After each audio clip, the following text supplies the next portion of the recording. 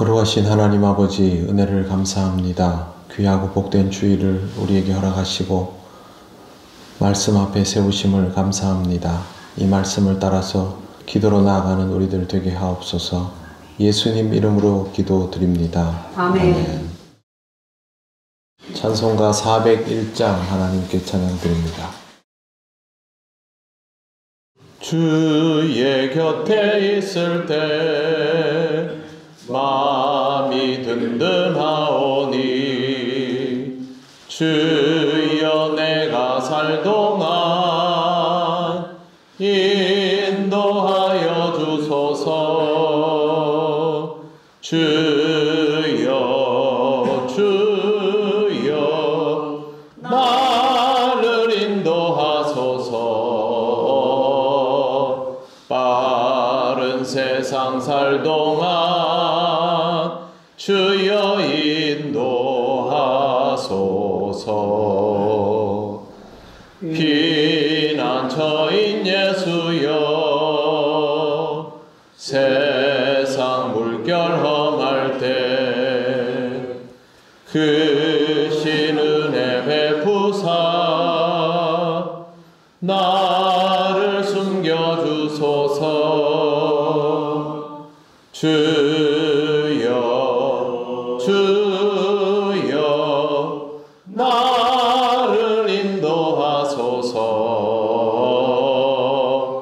빠른 세상 살 동안 주여 인도하소서.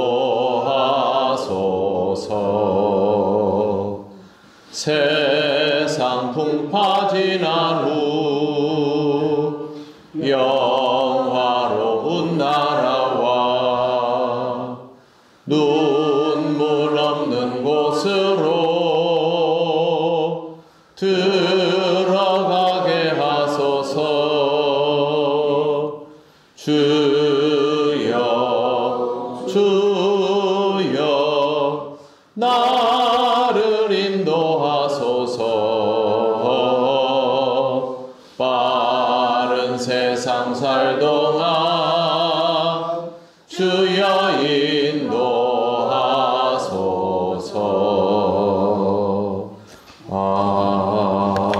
아멘. 하나님 말씀 누가복음 16장 13절 14절입니다. 다같이 봉독하겠습니다. 집 하인이 두 주인을 섬길 수 없나니 혹 이를 미워하고 저를 사랑하거나 혹 이를 중히 여기고 저를 경히 여길 것임이니라. 너희는 하나님과 재물을 겸하여 섬길 수 없느니라. 바리새인들은 돈을 좋아하는 자들이라. 이 모든 것을 듣고 비웃거늘. 아멘. 집 하인이 두 주인을 섬길 수 없다라는 이 말씀은 우리가 잘 알고 있는 내용입니다. 그런데 예수께서 왜 이런 말씀을 하신 것일까를 좀 돌아볼 필요가 있습니다. 그동안 예수님께서 재물과 물질에 관한 이야기를 계속 해 오셨습니다. 16장을 읽어보면 여기에 나오는 소재가 부자, 청지기, 주인, 소유, 그리고 셈하는 것, 빚진 자, 계속 돈에 관한 이야기들 뿐입니다. 이렇게 예수께서 계속 돈을 소재로 또 돈과 관계되는 인물들을 소재로 이야기를 하게 되면 사람들은 이러한 모든 것들에게 중복이 되는 돈이라는 단어가 머리에 남게 됩니다. 사람은 어차피 돈을 굉장히 요긴하게 사용하기 때문에 어떻게든 이 돈에 대하여 긍정적인 이미지를 가지고 있고 싶어 합니다. 돈에 관계되는 일을 하는 것도 부정적인 이미지가 되지 않기를 바랍니다. 그렇기 때문에 이런 상황에서는 돈이라는 단어가 계속 머리에 남게 되어 있습니다. 지금도 유태인들을 보면 돈을 정말로 중요하게 생각합니다. 국제 자본시장을 보면 모두 유태인판입니다. 그들은 남들이 꺼려하던 대출업도 민족적인 생존 수단으로 사용하기를 주저하지 않았던 사람들입니다.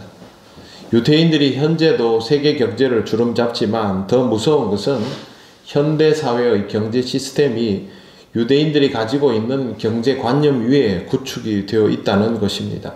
그러니 그들은 이 흐름 자체가 그들에게 익숙하고 자연스러울 수밖에 없습니다. 기본적으로 그들은 몸에 맞는 옷을 입고 경제활동을 하고 있는 셈이 됩니다.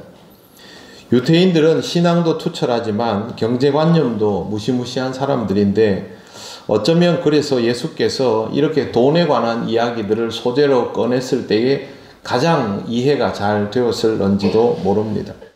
그런데 돈은 본질이 아닙니다. 본질로 생각하면 큰 문제가 발생하는 것입니다. 돈에 너무 몰두하다 보면 자신도 모르는 사이에 돈을 숭배하기 때문입니다. 예수님은 그와 같은 이유로 돈을 관련한 소재로 쭉 이야기를 하셨지만 두 주인을 섬길 수 없다라는 말로 결론을 지으려 하시는 것입니다. 집 하인이 두 주인을 섬길 수 없나니 혹 이를 미워하고 저를 사랑하거나 혹 이를 중히 여기고 저를 경히 여길 것임이니라. 돈을 써야 하고 돈을 사용하는 직업도 가질 수밖에 없고 또 그것이 모두 가능하지만 그러나 돈은 인생의 주인은 될 수 없다라고 말씀하시는 겁니다. 돈을 잘 사용하는 것과 돈에 종속당하는 것은 전혀 다른 일입니다. 오래전부터 기독교에서는 이자를 받고 돈을 빌려주는 것을 죄로 여겼습니다. 이것은 유대인들의 종교적 전통에서부터 자연스럽게 내려오면서 우리 기독교의 전통이 되기도 하였습니다. 그런데 유대인들은 기독교가 중심이 되어 있는 유럽 속에 흩어져 살면서 이런 관념을 가집니다. 유대인끼리의 거래에서 이자를 받고 돈을 빌려주는 것은 죄악이지만 우리와는 다른 기독교인들에게 이렇게 하는 것은 죄가 아니다. 그렇게 정의를 내립니다. 그리고 나서 유대인들이 기독교인들을 향하여 고리대금업을 하게 되었던 것입니다. 그들에게 있어서 기독교인은 구원받은 사람이 아니다. 마치 중동 사람들이 우리나라를 향해서 침대 축구를 하면서 저들에게는 도덕적일 필요가 없다라고 이교도들을 대하는 것과 똑같은 방식의 태도를 유대인들이 가지게 됐던 겁니다. 유대인들은 고리대금업을 시작했고 십자군 원정 때 이 십자군 원정을 이용해서 자기들의 금융 영역을 엄청나게 확장시키면서 사실상 유럽의 돈줄을 휘어잡았던 것입니다. 고리대금업을 당당하게 할 수 있었던 이유는 자신들의 삶을 정당화했기 때문이고 하나님을 믿는다고 하면서도 돈을 너무 사랑하였기 때문에 그렇게 스스로의 삶을 당당한 것처럼 만들었던 것입니다. 실제로 이어지는 반응을 보면 잘 알 수 있습니다. 14절을 한번 보십시오. 14절 바리새인들은 돈을 좋아하는 자들이라 이 모든 것을 보고 비웃거늘. 보통은요 이런 이야기를 예수님께서 하시면 속으로는 마음이 불편할 수 있습니다. 계속해서 물질에 관한 이야기 또 물질을 사용하는 사람들에 대한 이야기를 해놓고 나중에 두 주인을 섬길 수 없다 이렇게 얘기하면 듣기에 좀 불편할 수 있습니다. 그러나 티를 내지는 않지요. 왜 그러냐 하면 이론적으로는 맞는 말 아닙니까? 그런데 오늘 본문에 보면 바리새인들이 이걸 보고 비웃습니다. 티를 내는 것이죠. 왜 이렇게 할 수 있느냐? 그들에게는 이 관념이 통한다는 거죠. 하나님도 잘 섬기고 돈에 대한 집착을 보이는 것도 그들의 사회에서는 문제가 없다는 뜻입니다. 실제로 유대 사회를 보면 이 단면을 그대로 볼 수가 있습니다. 그들은 대놓고 예수님을 보면서 말도 안 되는 소리 하고 있네, 웃기는 소리 하고 있네 하면서 자기들끼리 그 자리에서 낄낄거렸음을 볼 수가 있습니다. 노골적으로 돈을 정당화할 수 있을 만큼의 태도를 가지고 그런 논리를 가지고 있으면서도 자신들이 신앙적이라고 자부하고 있는 이런 모습들.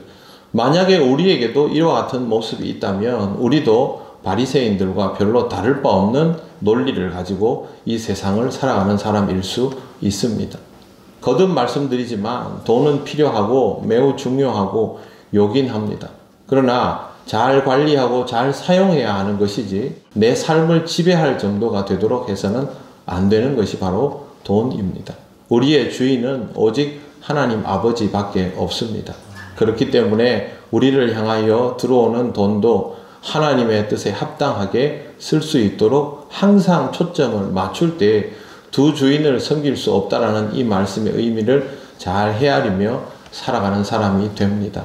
건강한 그리스도인은 돈을 부정하는 사람이 아니라 그 돈을 잘 사용하는 사람이라는 것을 꼭 기억하시고, 여러분의 경제 활동이 하나님을 기쁘시게 할 수 있는, 여러분 스스로 거기에 말려 들어가지 않는 그런 삶이 될 수 있도록 그렇게 노력하며 살아가시기를 바랍니다.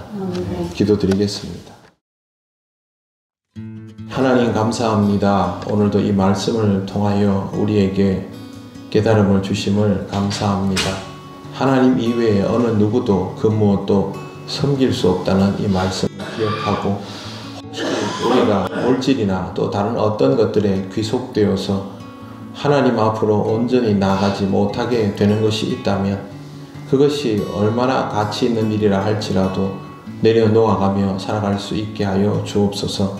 하나님 우리에게 허락하신 모든 것들을 지혜롭게 바라보며 잘 사용할 수 있기를 원합니다. 하나님께서 인도하여 주시는 대로 사용하며 하나님의 뜻을 깨달아가는 은혜가 있게 하옵소서. 하나님 은혜 가운데 단기 선교를 잘 다녀오게 하심을 감사합니다. 보게 하신 것과 깨닫게 하신 것들을 기억하며 하나님을 기쁘시게 하는 길로 더욱 나아가도록 인도하여 주옵소서. 오늘 거룩한 주일에 귀한 은혜를 하나님께서 베풀어 주실 줄 믿고 감사드리며 예수님 이름으로 기도드립니다. 아멘.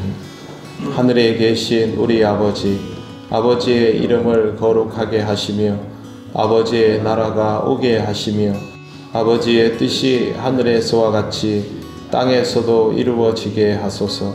오늘 우리에게 일용할 양식을 주시고 우리가 우리에게 잘못한 사람을 용서하여 준 것 같이 우리 죄를 용서하여 주시고 우리를 시험에 빠지지 않게 하시고 악에서 구하소서. 나라와 권능과 영광이 영원히 아버지의 것입니다. 아멘.